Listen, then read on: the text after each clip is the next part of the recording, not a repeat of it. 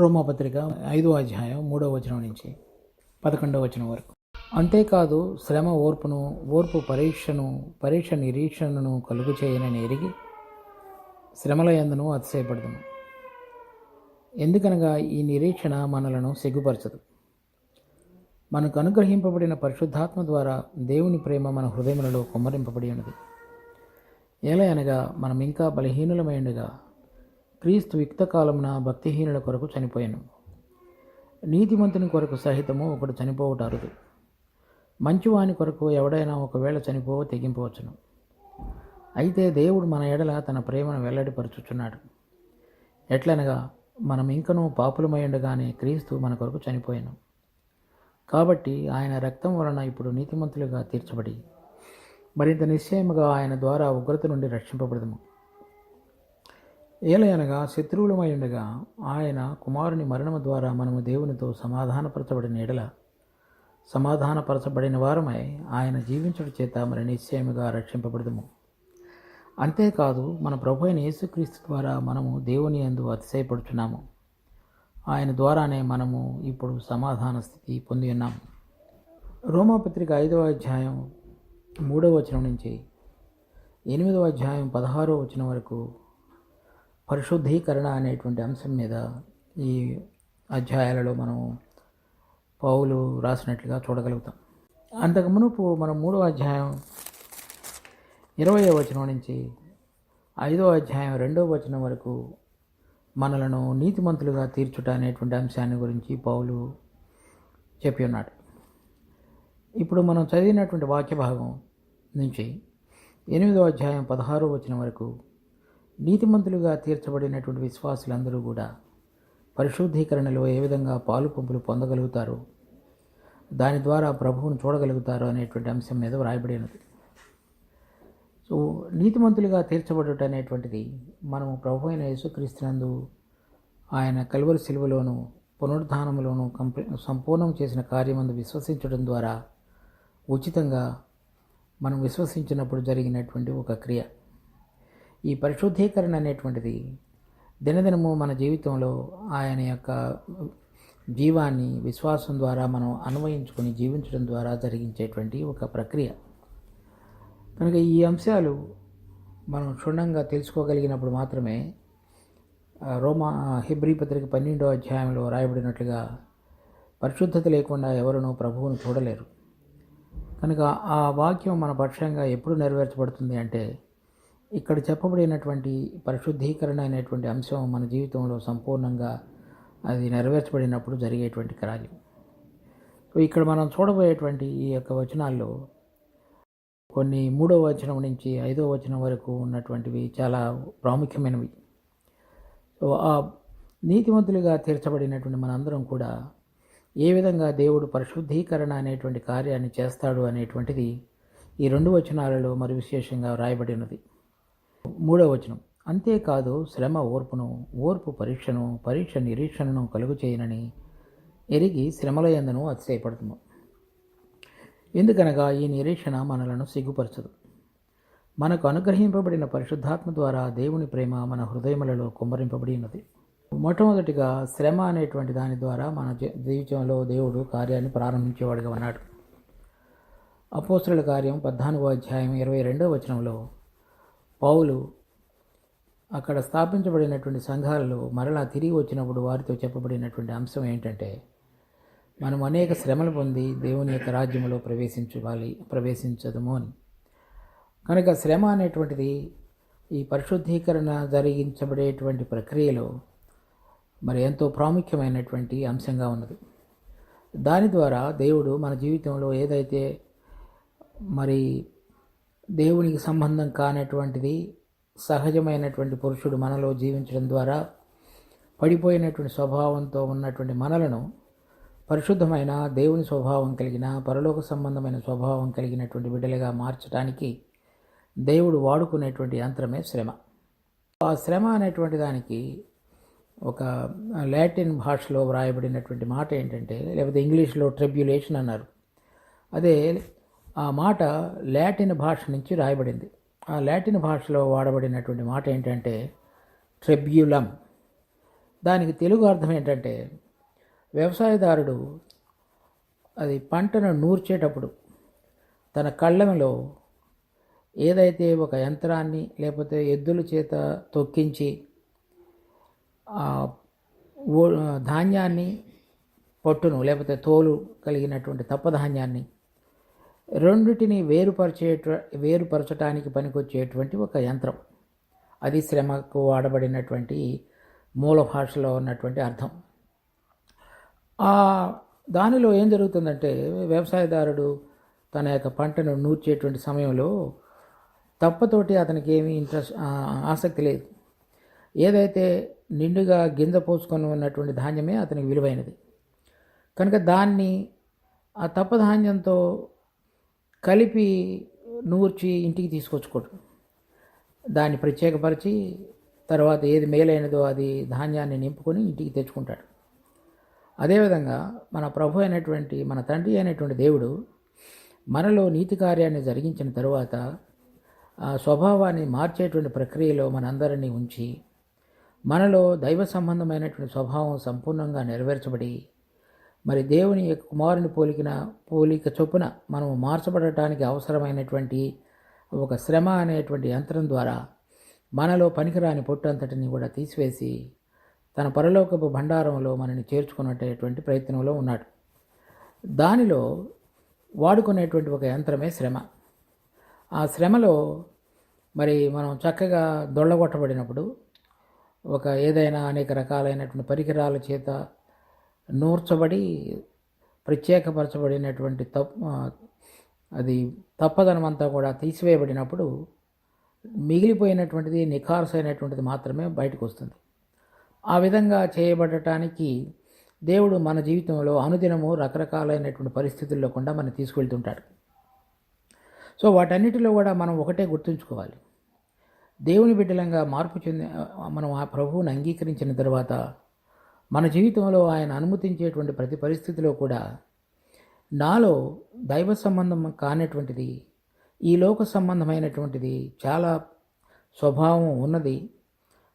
ఈ దేవుడు నాకు అనుగ్రహించబడినటువంటి పరిస్థితులలో ఆ ప్రత్యేకతలోనికి నేను రావడానికే ఆ పరిస్థితులన్నిటినీ వాడుకుంటాడు అనేటువంటి భావన మన అందరిలో స్పష్టంగా అర్థం కావాలి.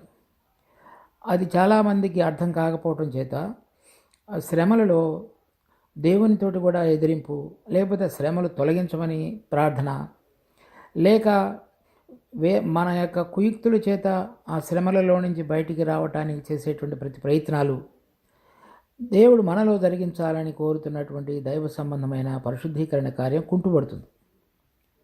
సో హెబ్రీ పత్రిక 11వ అధ్యాయంలో ఒక వచనం నేను చదువుతాను. హెబ్రీ పత్రిక 11వ అధ్యాయం 35వ వచనం. స్త్రీలు మృతులైన తమ వారిని పునరుద్ధానం వలన మరలా పొందిరి. కొందరైతే శ్రేష్టమైన పునరుద్ధానమును పొందగోరి విడుదల పొందనలక యాతన పెట్టబడి. ఇక్కడున్నటువంటి 2వ తరగతికి చెందినటువంటి స్త్రీలు యాతన పెట్టబడి విడుదల పొందనలక మరి రాబోయేటువంటి దినాల్లో వారు పొందబోయేటువంటి విలువైనటువంటి బహుమానం అంటే శ్రేష్టమైన పునరుద్ధానం, దాని ద్వారా వారిలో పరిశుద్ధీకరణ సంపూర్ణం చేయబడి ప్రభు అయినటువంటి యేసుక్రీస్తు యొక్క రాకడలో 2వ రాకడలో వారు కూడా రాజ్యం చేయబోయేటువంటి తరగతికి చెందిన వారుగా చేయబడతారు. కనుక ఆ శ్రమ అనేటువంటి దాన్ని దేవుడు ఒక అస్త్రంగా మన జీవితంలో చక్కగా వాడుకునేవాడుగా ఉన్నాడు. దానిని గుర్తించకుండా ఆ తప్పదనాన్నే కనుక మనం మన జీవితంలో కొనసాగించుతూ అనేక సంవత్సరాల క్రైస్తవ జీవితంలో ఒక ప్రత్యేకపరచబడినటువంటి దైవ సంబంధమైనటువంటి జీవితానికి కనుక మనం కట్టుబడి మార్పు చెంది ఉండకపోతే, మన ప్రభు వచ్చినప్పుడు ఆయన మనలో కోరుతున్నటువంటి దైవికమైనటువంటి స్వభావం చూడకపోతే మనము ఆయన వచ్చినప్పుడు లేవనెత్తబడేటువంటి గుంపులో మనం చేర్చబడలేము. కనుక ఆ శ్రమలను మనం ప్రేమించటం కాదు, కానీ ఆ శ్రమ వచ్చినప్పుడు దానిలో మనకి దేవుడు ఏమి నేర్పుతున్నాడు, నాలో ఉన్నటువంటి ఏ స్వభావంలో ఆయన మార్పు తీసుకుని రావటానికి ఈ శ్రమ అనేటువంటి పరిస్థితిని నా జీవితంలో అనుమతించాడనేటువంటి అవగాహనతోటి మనం ప్రభు సన్నిధికి వచ్చి, ప్రభువా నువ్వు నాకు అనుమతించినటువంటి ఈ పరీక్షను బట్టి నీకెంతో వందనాలు, ఈ శ్రమను బట్టి దానిలో నేను నిలకడగా ఉండి నీ కృప ద్వారా ముందుకు సాగగలగటానికి కావలసిన ధైర్యాన్ని, ఆత్మలో కావలసిన బలాన్ని నాకు దయచేయమని మనం ప్రార్థించాలి. అలా కాకుండా దానిలో ఏ విధంగా మనం బయటికి రావడానికి మనుషుని యొక్క ప్రయత్నం చేస్తుంటామో అప్పుడు ఆ స్వభావం మార్పిడి అనేటువంటిది వెనకబడి కుంటుపడుతుంది. అది చివరకు జటిలమైపోయి దేవుడు మరింత ఎక్కువైనటువంటి శ్రమల ద్వారానే ఆ మస్టు, ఆ తప్పుదనం అంతటిని కూడా తొలగించడానికి దేవుడు వాడుకోవలసి వస్తుంది. కనుక అప్పుడు ఇంకా మరింతగా మనం దుఃఖంతో ఆ ప్రయాసంలో ముందుకు సాగవలసి ఉంటుంది. కనుక మన అందరం కూడా చేయవలసినటువంటి ఒక విషయం ఏమిటంటే, దేవుడు మన జీవితంలో చక్కగా ప్రతిరోజు అనుమతించే పరిస్థితులన్నిటిలో ప్రభు యొక్క శిలువను మనం అన్వయించుకొని ఆయన ఆత్మ యొక్క జీవం ద్వారా దినదినము జీవించడం అనేటువంటిది అభ్యాసం చేసుకున్నప్పుడు శ్రమలలో కూడా మెండైన విధంగా దేవుడి యొక్క కృపను కుమ్మరించి ఏ విధంగా మనం ప్రతిరోజు మార్పు చెందిన దానిలోనికి చేర్చబడతామో చూడగలుగుతాం. దాని తర్వాత శ్రమ ఓర్పును కలుగు చేస్తుందని చెప్తున్నాడు. శ్రమ ఓర్పును, ఈ ఓర్పు అనేటువంటి మాట ఏంటి అంటే అర్థం ఇంగ్లీష్లో లేకపోతే గ్రీకు భాషలో హుపోయ్ మనే అనేటువంటి 2 మాటల కలయిక తెలుగులో ఒకే మాటగా మార్చింది ఓర్పు అనేటువంటి. దానికి అర్థం ఏంటంటే హుపో అంటే నిలిచి ఉండటం, మనే అంటే ఏ పరిస్థితుల్లో అని, దాని కింద నిలిచి ఉండటం అని. అంటే ఏ పరిస్థితుల్లో మన దేవుడు ఉండమని చెప్తున్నాడో ఆ పరిస్థితుల్లో నిలిచి ఉండటం అనేటువంటి దానికి తెలుగులో ఓర్పు అని చెప్పారు. లేకపోతే మన జీవితంలో కలిగినటువంటి పరిస్థితులలో మనం నిలిచి ఉండటం ద్వారా అది సహించటం మాత్రమే కాదు, దానిలో అది సహించడం అంటే ఏంటంటే అది మనం దానిలో ఏ విధంగా అయినా సరే ఇది నాకు కలిగింది కదా అనేటువంటి ఆయాసంతో ఓర్చుకునటం, ఆ మాటకు అది కాదు అర్థం. దానిలో ఇది దేవుడు నాకు అనుమతించినటువంటి పరిస్థితి కనుక దీనిని నేను ఒక మంచి దృక్పథంతో చూడగలిగి దానిలో నేను కొనసాగి దానిలో నేను నిలబడి ఉంటాను అనేటువంటి చెప్పబడటం అనే దానికి అర్థం. చెప్పడం అనేది చెప్పుట అనేటువంటిది అనమాట అర్థం, ఆ మాటకు అర్థం. కనుక మనం దేవుడు మనకు అనుమతించినటువంటి శ్రమ అంతటిలో కూడా ఏమి మన జీవితంలో దేవుడు తీసుకుని వస్తాడు అంటే ఓర్పు. ఈ ఓర్పు అనేటువంటిది శ్రమలలో వెళ్లకుండా ఓర్పు అనేటువంటిది ఏ మనుషుల్లో కూడా సాధ్యం కాదు. సో ఈ ఓర్పు అనేటువంటిది మనలోనికి తీసుకుని రాబడటం అనేటువంటిది ఎంతో అవసరం. అనగా అది ఏం జరుగుతుందని దేవుడు అనుమతించిన పరిస్థితుల్లో మనం నిలబడి ఉంటాం. సో ఆ నిలబడి ఉండటం అనేటువంటి దాని ద్వారా ఏదైతే బాగా మనలో పేరుకుపోయి పాతుకుపోయి మార్పు చెందకుండా ఉన్నటువంటి స్వభావాలు ఉన్నాయో, కరుడు గట్టిన విధంగా నిలబడిపోయి ఉన్నాయో, అవన్నీ కూడా పోవాలి అంటే కొన్ని విపరీతమైనటువంటి పరిస్థితులు మన జీవితంలో జరగాలి. ఆ జరిగినప్పుడు మనం కనుక దానిలో నిలిచి ఉండి దానిని ఓర్చుకొని కనుక ముందుకు సాగుతున్నట్లయితేనే ఆ ప్రాచీన స్వభావం యొక్క కరుడు లేక బాగా పాచిపట్టి ఎంతో పేరుకుపోయినటువంటిది దేవునికి పనికిరానటువంటి స్వభావం ఉంటుందో అదంతా కూడా వదిలిపెట్టబడడానికి పనికొచ్చేదిగా ఉంటుంది. అది ఓర్పు అనేటువంటిది శ్రమ లేకుండా మనకి ఓర్పు అనేటువంటిది సాధ్యం కాదు. ఈ ఓర్పు అనేటువంటిది మనం ఏ విధంగా చెప్పవచ్చు అంటే, కొన్ని చెట్లు, కొన్ని పువ్వులు రాత్రిపూట వికసించి మంచి సువాసన వెదజల్లుతాయి. అంటే అవి అలాంటి ఈ శ్రమలో ఓర్పును నేర్చుకునేటువంటి బిడ్డల జీవితాల్లో అటువంటి సువాసన వెదజల్లగలిగి మార్పు చెందిన స్వభావాన్ని చక్కగా గుబాళించి ఇతరులకు సంతోషాన్ని కలుగజేయగలిగినటువంటి జీవితంలోనికి మార్చబడాలంటే ఆ శ్రమలో నిలిచి ఉండి ఓర్పు, ఆ ఓర్పు ద్వారా మార్పు చెందిన స్వభావంతో వచ్చేటువంటి పరిమళ సువాసనను మనం ఇతరులకు వెదజల్లగలగటానికి పనికొచ్చేదిగా ఉంటుంది. సో యాకోబు పత్రిక 1వ అధ్యాయం 2, 3, 4 వచనాలు. నా సహోదరులారా, మీ విశ్వాసమునకు కలుగు పరీక్ష ఓర్పును పుట్టించునని ఎరిగి మీరు నానా విధమైన శోధనలలో పడినప్పుడు అది మహానందమని ఎంచుకున్నట్టు. సో ఇక్కడ ఏదైనా సరే మాకు ఒక శోధన కలిగినప్పుడు అది ఓర్పు పుట్టించునని గుర్తెరిగి మహా ఆనందంగా ఎంచుకోండి. అంటే దానిది ఏ విధంగా అయినా సరే దాన్ని తొలగించుకోవాలనేటువంటి ప్రయత్నం కాకుండా, లేక ఎందుకు వచ్చింది నా మీదకి అనేటువంటి దుఃఖంతో కాకుండా ఆనందంతో దానిని కొనసాగనివ్వండి అని చెప్తున్నాడు. మీరు సంపూర్ణులను అనగా ఆ ఓర్పు అనేటువంటి దాని ద్వారా వచ్చేటువంటి మార్పులో వచ్చే పరిపూర్ణతను, అనునాంగులను అంటే దేని విషయంలో కూడా ఆయనతో పాటుగా సరిగా ఉండగలిగేవారుగాను, ఏ విషయంలోనూ కొదవలేని వారు ఉండినట్లు ఓర్పు తన క్రియను కొనసాగింపనీయడు. సో ఆ శోధన ద్వారా వచ్చేటువంటి ఓర్పు యొక్క కార్యాన్ని మీరు కొనసాగనివ్వండి. అనగా ఇప్పుడు ఒక విషయం వచ్చింది, అది మన నుంచి మరలా సరి అయిపోయి వెళ్ళిపోయారు, అంతవరకు వాటి ఆగదు. అది అంటే మనకు తెలియకుండానే మనలో ఎంతో దేవునికి విరుద్ధమైనటువంటి స్వభావం ఎంతగానో పేరుకుపోయి ఉంటుంది. కాబట్టి దానిని మాటి మాటికి వెలుపలికి తీసుకుని వచ్చి మార్పు చెందని ప్రతిదానిని కూడా ఏ విధంగా శుభ్రతలోనికి తీసుకుని రావాలో మనలో ఉన్న అంతరంగం, దానికి దేవుడు వాడుకునేటువంటి సాధనాలే శ్రమ ద్వారా ఓర్పు. సో వాటన్నిటినీ మనకు కలుగజేసినప్పుడు మనము ఆనందంగా ఎంచుకోవాలి. తర్వాత కొలసీ పత్రిక 1వ అధ్యాయం 9 నుంచి 12 వరకు పౌలు కొలసీలో ఉన్నటువంటి సంఘస్థుల గురించి వాదిస్తున్నటువంటి ప్రార్థన. అందుచేత ఈ సంగతి వినిన నాటి నుండి మేమును మీ నిమిత్తము ప్రార్థన చేయటం అనక, మీరు సంపూర్ణ జ్ఞానమును ఆత్మ సంబంధమైన వివేకము గలవారును ఆయన చిత్తమును పూర్ణముగా గ్రహించిన వారై ప్రతి సత్కార్యములో సఫలులగుచు దేవుని విషయమైన జ్ఞానమందు అభివృద్ధి పొందుచు అన్ని విషయములలో ప్రభువును సంతోషపెట్టినట్లు ఆయనకు తగినట్టుగా నడుచుకునవలననియు, ఆనందముతో కూడిన పూర్ణమైన ఓర్పును దీర్ఘశాంతమును కనపరుచున్నట్టు ఆయన మహిమాశక్తిని బట్టి సంపూర్ణ బలముతో బలపరచబడవలననియు. ఆ మధ్యలో వ్రాయబడినటువంటి వాక్యాన్ని చూడండి. ఆనందముతో కూడిన పూర్ణమైన ఓర్పును దీర్ఘశాంతమును కనపరుచున్నట్లు.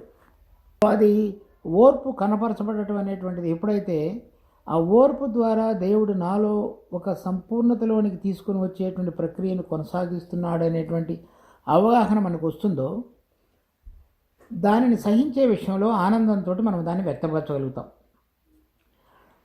మనం యాకోబు పత్రికలో కూడా అది మహానందంగా ఎంచుకోండి. ఇక్కడ కూడా ఆనందంతో కూడినటువంటి విధంగా దానిని మీరు వ్యక్తపరచండి అని చెప్తున్నాడు. చాలామంది శ్రమ కానీ శోధన కానీ కలిగినప్పుడు క్రైస్తవులే అనేక మంది ఎంతో దుఃఖంతో వాడిపోయినటువంటి మొహంతోనూ ఉండేవాళ్ళగా మనం చూస్తాం. లేకపోతే వాళ్ళ కలిగిన పరిస్థితుల్లో ప్రతిఘటించేవారుగా కనపడతారు, అంటే ఎదురు తిరిగేవాళ్ళు. లేకపోతే ఇది ఎందుకు ఇలా అని జరిగిందని చెప్పి వేరే వారి మీద దోషారోపణ లేకపోతే నిందారోపణ చేసి ఆ ప్రక్రియను కొనసాగనివ్వకుండా అడ్డం పడేటువంటి దానికి ఏదైతే ఉన్నదో వారు తెలియకుండానే దానికి అడ్డం పడుతుంటారు. దానివల్ల ఏం జరుగుతుంది అంటే మనలో ఉన్నటువంటి కరుడుగట్టిన మార్పు చెందిన స్వభావం మరింతగా పెరిగిపోతుంది. దానివల్ల ఆత్మ సంబంధమైనటువంటి పరిశుద్ధీకరణ మార్పు విషయంలో మనం ఎంతగానో వెనకబడిపోతాం. ఈ ప్రక్రియను కనుక మనం ఆ విధంగా కనుక నిలిపివేసినట్లయితే ప్రభు తిరిగి రెండవసారి వచ్చినప్పుడు ఆయన ఏదైతే మన జీవితంలో మార్పు చెందినటువంటిది ఆయన కుమారుని యొక్క పోలిక మనలోనికి రాకపోతే ఆయన వచ్చినప్పుడు ఆయనతో పాటుగా మనం తిరిగి లేవనెత్తబడలేం. సో ఆ విషయాన్ని మనం గ్రహించాలి. దానిని గ్రహించి దేవుడు మనలో ఓర్పు కొనసాగనివ్వటానికి అనుమతించబడినటువంటి శోధన శ్రమ వాటన్నిటిలో కూడా నిలిచి ఉండి, అంటే బయటికి రావడానికి ప్రయత్నం చేయకూడదు. అంటే ప్రభు తనంతట తానుగా వాటి నుంచి విడుదల కలుగ చేయటం వేరు, మనుషులు సొంత ప్రయత్నాల ద్వారా రకరకాలైన విధంగా వాటిలో నుంచి బయటికి రావడానికి చేసే ప్రయత్నాలు వేరు. వీటన్నిటిని కూడా దేవుడు తన కృప ద్వారా మనందరం ఏ విధంగా ముందుకు ఆత్మ సంబంధంగా మార్పు చెందిన జీవితాల్లోనికి రావాలో దాని కొరకై వాడుకునేటువంటి సాధనాలు. వాటిలో ఆనందించుడని చెప్తున్నాడు. మనం చాలామంది క్రైస్తవులను చూసినప్పుడు వారికి కలిగిన శ్రమ దుఃఖము శోధనల్లో మరి ఎంతో దుఃఖంతో ఇతరుల యొక్క సానుభూతిని కోరేటువంటి విధంగానో లేక వేరే వారి మీద నింద వేస్తూ వాళ్ళు సరిగానే ఉన్నామని అనుకుంటూ ఆ క్రియను కొనసాగించకుండా చూసేటువంటి జీవితాలని మనం అధికంగా చూస్తుంటాం. అది ఆ పరిశుద్ధీకరణ భాగానికి మనం అడ్డం పడుతూ మన జీవితానికి మనమే నష్టం తెచ్చుకున్నటువంటి వారిలోనికి చేర్చబడతాం. అది మనకి ఏమాత్రం కూడా క్షేమకరం కాదు. దాన్ని మనం గుర్తించాలి.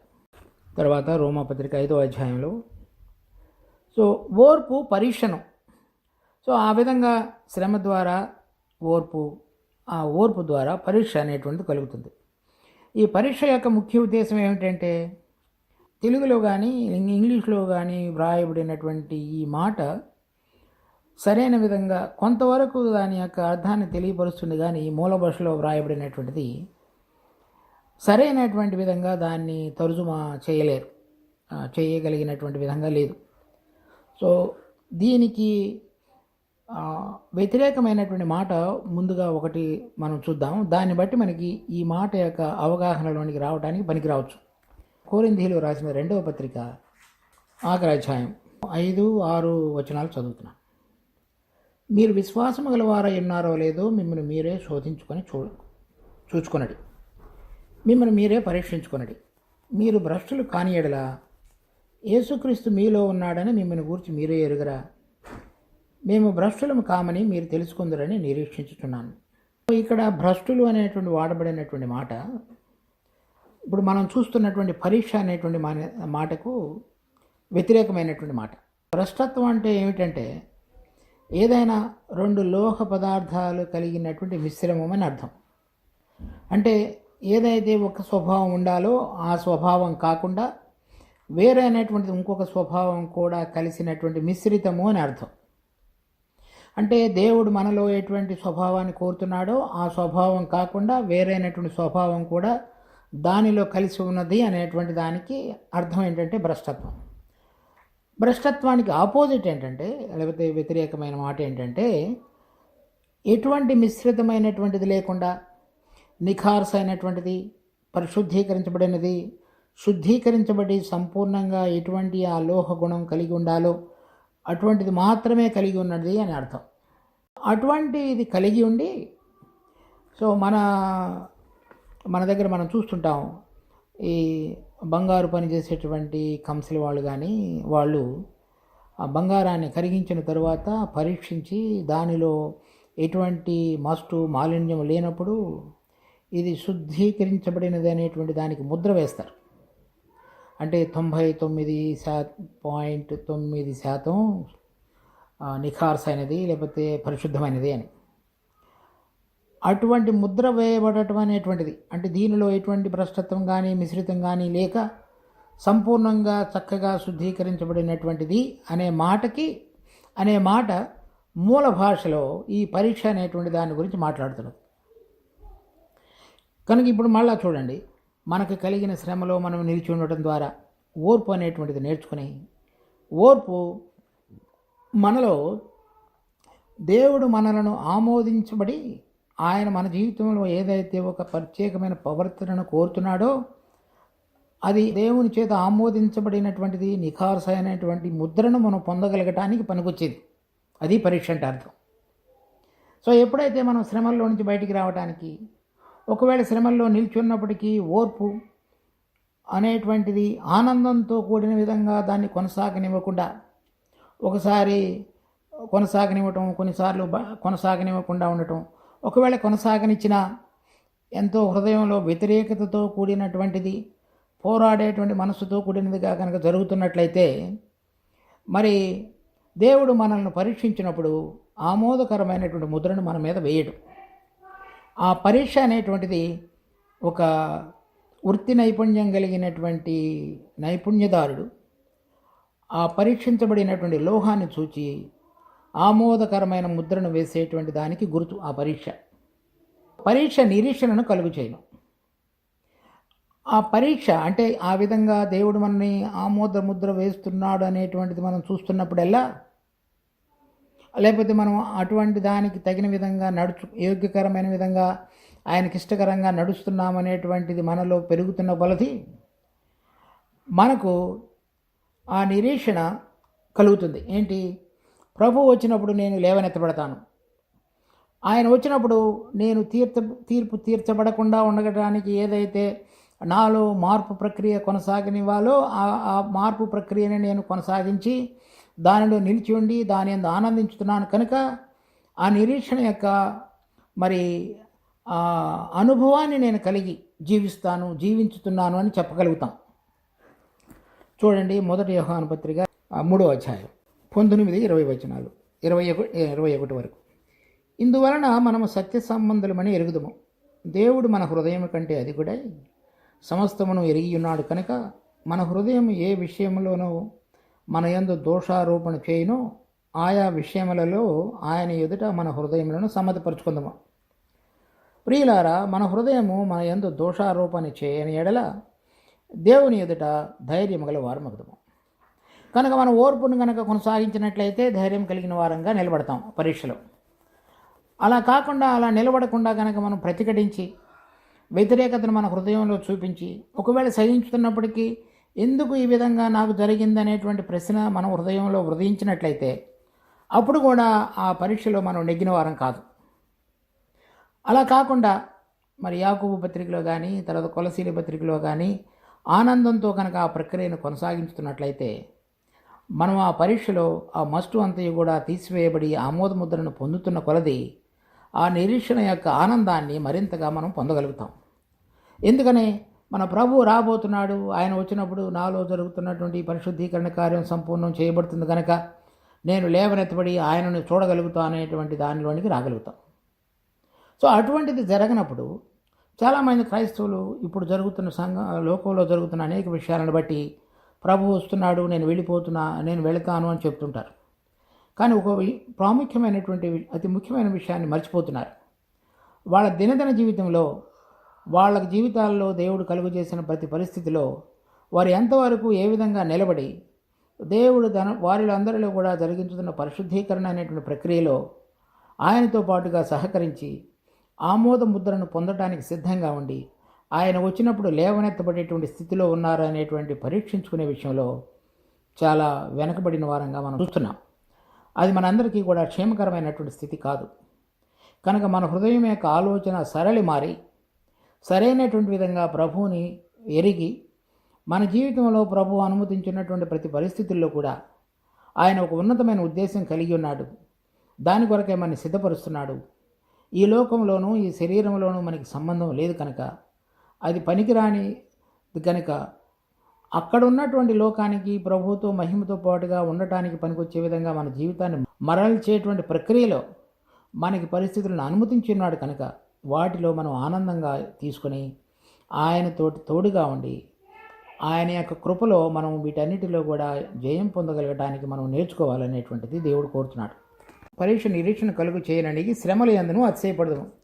కనుక మనకు కలిగేటువంటి శ్రమలలో కూడా కృంగిపోకుండా అతిశయపడుతున్నాం. ఎందుకంటే ఈ శ్రమలు నా మార్పు ప్రక్రియలో ఒక ప్రధానమైన అంశంగా దేవుడు వాడుకుంటున్నాడు. అవి మనకి హానికరమైనవి కావు, క్షేమకరమైనవి. అందువలన వాటిలో కూడా అతిశయపడుతున్నాం. చాలామంది శ్రమలు వచ్చినాయని కృంగిపోయేటువంటి తత్వం, మరి ఏదైనా వారు అనుకున్నది జరగనప్పుడు ఎంతో వెనకబడిపోయి మరి ఎంతో దిగాలుగా ఉండేటువంటి స్వభావాన్ని మనలో చూస్తాం. కానీ ఇక్కడ అతిశయాన్ని చూపిస్తున్నాడు. 5వ వచనం, ఎందుకనగా ఈ నిరీక్షణ మనలను సిగ్గుపరచదు, మనకు అనుగ్రహించబడిన పరిశుద్ధాత్మ ద్వారా దేవుని ప్రేమ మన హృదయములలో కుమ్మరింపబడినది. ఈ నిరీక్షణ అంటే ప్రభు వచ్చినప్పుడు నేను లేవనెత్తబడతాను, ఆయనతో పాటుగా ఉంటాను, ఆయనతో పాటుగా కలిసి మహిమలో రాజ్యం చేయబోతున్నాను అనేటువంటి నిరీక్షణ మన జీవితంలో కనుక ఈ విధంగా ఈ ప్రక్రియగా కనుక కొనసాగినట్లయితే సిగ్గుపరచదు. ఎందుకనగా మనకు అనుగ్రహించబడిన పరిశుద్ధాత్మ ద్వారా, అంటే ఎవరెవరైతే దేవుడిని ఎందు విశ్వాసం ఉంచున్నారో ఆయనను సంపూర్ణంగా మరి ప్రభువుగా రక్షకుడిగా వారి జీవితాల్లో ప్రతిష్ఠించుకుని విశ్వాసం ద్వారా వారికి అనుగ్రహించబడినటువంటి పరిశుద్ధాత్మ వారి జీవితంలో జీవించగలగటానికి విధంగా వారికి లోబడుతున్నారో వారందరిలో కూడా పరిశుద్ధాత్మ ద్వారా దేవుని ప్రేమ మన హృదయంలో కుమ్మరించబడి ఉన్నది. ఆ దేవుని ప్రేమ ఏం చెప్తున్నది? దేవుడు ప్రేమించి ఈ పరిస్థితులను మన జీవితంలో కలుగజేసి ఉన్నాడు. ఆయన ప్రేమ మనకు ఉండటాన్ని బట్టే మనల్ని కూడా ఆయన ఉండు చోటులో తీసుకుని వెళ్ళటానికి మనల్ని సిద్ధపరుస్తున్నాడు. ఆ ప్రేమ మాటి మాటికి మనం వెళ్ళేటువంటి ప్రక్రియలన్నిటిలో కూడా అనేక సూచనల ద్వారా మన హృదయంలో ఎంతో నెమ్మది ఆదరణ కలుగజేస్తుంది. కనుక అది దేవుని పక్షంగా అటువంటి ప్రేమను మనం అర్థం చేసుకోగలగటానికి పనికొచ్చే విధంగా పరిశుద్ధాత్మ దేవుడు మనలో పనిచేస్తాడు. అంత మాత్రమే కాకుండా ఈ శ్రమలు తర్వాత ఇప్పుడు మనకు కలుగజేయబడినటువంటి పరిస్థితులన్నింటిలో కూడా వేరైనటువంటి మనుషుల ద్వారా జరిగేవి. ఆ మనుషులు కొంతమంది సార్లు విశ్వాసులుగా ఉండవచ్చు, కొంతమంది అవిశ్వాసులుగా ఉండవచ్చు. వారి పక్షంగా కూడా దేవుని యొక్క ప్రేమ మన హృదయంలో కుమ్మరించబడి ఉండటాన్ని బట్టి దేవుడు వారిని ఏ విధంగా ప్రేమిస్తాడో, చూస్తాడో, మాట్లాడతాడో, వారు దేవుని వైపు తిరగాలని కోరుతాడో అటువంటి విధంగా మనం కూడా ఆలోచించి మాట్లాడగలిగి వారి పక్షంగా వ్యవహరించగలిగిన విధంగా కూడా మన హృదయాన్ని సిద్ధపరుస్తాడు. అంటే రెండు రకాలుగాను మన మన జీవితంలో జరిగించేటువంటి వాటిలో దేవుని యొక్క ప్రేమ ద్వారా మనం ఆదరణ పొందగలగటానికి పనికొచ్చే విధంగా దేవుని పరిశుద్ధాత్మ దేవుడు మన హృదయంలో ప్రేమను కుమ్మరిస్తాడు. ఆ కుమ్మరించబడినటువంటి ఆత్మ మనం దేవుడు ఆలోచించే విధంగా, మాట్లాడే విధంగా, క్రియలు చేయగలిగే విధంగా మెల్లమెల్లగా నేర్పుతూ మనకు ఇబ్బందులు, ఇరుకులు కలుగజేసే వారి పక్షంగా కూడా దేవుని ప్రేమతో మాత్రమే వ్యవహరించగలిగే విధంగా మనకి నేర్పుతూ ఉంటాడు. మనిషి స్వతహాగా స్వభావ సిద్ధంగా మరి ఎంతో స్వార్థపరుడు. స్వార్థంతో నిండినటువంటి హృదయంలో దేవుని ప్రేమకు తావులేదు. మనలో జరిగించబడేటువంటి మార్పు ఆ స్వార్థాన్ని విడిచిపెట్టి ఎదుటివారి యొక్క క్షేమాన్ని, మనకు ఇబ్బంది కలిగించే వారి పక్షంగా కూడా వారి క్షేమాన్ని కోరే విధంగా దేవుని యొక్క ప్రేమ మనలో పనిచేయటం అనేటువంటిది చూడగలుగుతాం. సో అది ఎంతో విపరీతమైనటువంటి మార్పు. ఆ మార్పు ఈ శ్రమతోటి ఆరంభమై అటువంటి దానిలోనికి తీసుకొస్తుంది. దాని ద్వారా మాత్రమే మనం దేవుని మహింపరచగలుగుతాం. ఒకటి, దేవుడి ప్రేమ మనలో కుమ్మరించబడటం ద్వారా ఆయన మనకు పక్షంగా చూపించేటువంటి అనేక సూచనల ద్వారా మన హృదయంలో నెమ్మది, మరి ఆయన మనలో జరిగించేటువంటి ప్రక్రియ ద్వారా మనం వేరే వారి పక్షంగా దేవుని ప్రేమతోటి ఏ విధంగా మాట్లాడాలో, వ్యవహరించాలో వాటన్నిటినీ కూడా చూపించగలిగినటువంటి తత్వంలోనికి మార్చబడటం అనేటువంటిది. ఆ రెండు విషయాలను మన దేవుడు మన జీవితంలో చేసేవాడుగా ఉంటాడు. ఎవరైతే ఈ పరిశుద్ధీకరణ అనేటువంటి కార్యాన్ని వారి జీవితాలలో కొనసాగనిస్తారో వారి జీవితాల్లో ఈ మార్పును మనం సుస్పష్టంగా చూడవచ్చు. అలా కాకుండా ఎవరైతే శ్రమలు కానివ్వండి, లేక ఇంకా వేరే విపరీతమైన పరిస్థితులు కానీ మన యొక్క ప్రమేయం లేకుండా దేవుడు మన జీవితంలో అనుమతించిన వాటన్నిటిలో కూడా మనం లోబడకుండా మన ఇష్టం వచ్చిన రీతిలో కనుక జీవితాన్ని జీవించడానికి, కొనసాగించడానికి ఇష్టపడినట్లయితే మనం ఆ నిరీక్షణలో ఉన్నటువంటి నిజమైనటువంటి ధైర్యంతో, ఆనందంతో ముందుకు మన జీవితాన్ని కొనసాగనివ్వలేం. అది మనకు ఎంతో నష్టాన్ని కలుగజేస్తున్నది. కనుక ఈ విషయాన్ని మనం సరైన రీతిలో అర్థం చేసుకొని మన జీవితాన్ని ఏది ప్రభువు మనకు అనుమతిస్తున్నాడో దాన్ని తెలుసుకొని దానిలో మనం నిలిచి ఉండి దానిలో జరిగేటువంటి ఆ మార్పును మనం ప్రేమించి దానిలో సంతోషించడం అనేటువంటిది మనం అభ్యాసపూర్వకమైన జీవితంగా మార్చుకోవాలి. దేవుడు దీన్ని ఆశీర్వదించును కాక. మా ప్రేమ కలిగిన తండ్రి, మీరు ఇచ్చిన వాక్య భాగాన్ని బట్టి వందనాలు. ఆ వ్రాయబడినటువంటి ఆ 2 వచనాలలో ఉంచబడినటువంటి ఆ మర్మములన్నీ కూడా కేవలం మేము జ్ఞానపూర్వకంగా అర్థం చేసుకుంటూ మాత్రమే కాకుండా మా దినదిన ప్రక్రియలో అవి ఎంతో మార్పు చెందినవిగా అవటానికి పనికొచ్చేవిగాను, మరి తిరిగి వచ్చినప్పుడు మేము మీ కుమారునితో పాటు లేవనెత్తబడగలగటానికి పనికొచ్చేటువంటి మార్పిడి కార్యానికి సాధనాలుగా వాటిని మేము గుర్తెరిగి మీరు మా జీవితంలో అనుమతించే ప్రతిదానిని ప్రేమించుతూ ఆనందంతో, మహా ఆనందంతో వాటిని ఎంచుకొని జీవించడం మాకు నేర్పండి. ఆ విధంగా మీ నిర్ణయాలు, ఉద్దేశాలు మా పక్షంగా ఏవైతే ఉన్నాయో వాటన్నిటిని సంపూర్ణం చేసుకోమని వేడుకుంటున్నాం. మా రక్షకుడు ప్రభు అయిన యేసు నామమున అడిగి వేడుకుంటున్నాం తండ్రి. ఆమేన్.